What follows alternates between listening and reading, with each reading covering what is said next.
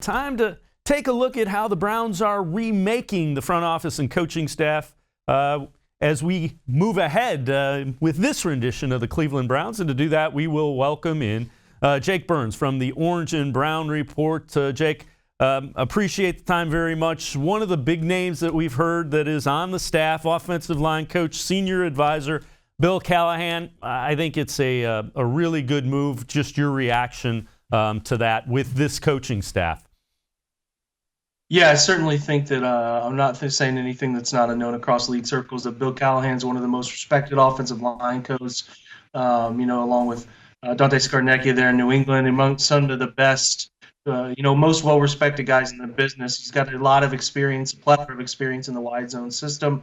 Will fit right in with, what Stefanski likes to teach. And you mentioned it there, too, the advisor role. He has head coaching experience, a Super Bowl under his belt from his time with Oakland. A trip there, and then obviously spent time in Nebraska. And he's been around. He's well traveled. He knows how to develop talent. I think he'll do a really nice job. And like I said, it's nice that the Browns have. I would say probably safely a top 5 offensive line coach. Maybe someone consider him one of the best, right up there with like Mike Munchaks and some of those. How big of a deal is it? And again, I love the fact that he's been a head coach. He's been a head coach in a couple of organizations that have struggled as well with the Raiders and Washington. So he has seen a lot as a guy who has sat in Stefanski's chair as well.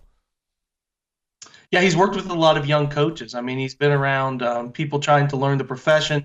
He's been around guys who are trying to run an offense and be a head coach. So he has experience in what's worked and what hasn't, which is good. I think he's done a nice job with his offensive lines on some of those teams. Most of the time, it feels like those teams have struggled at skill positions.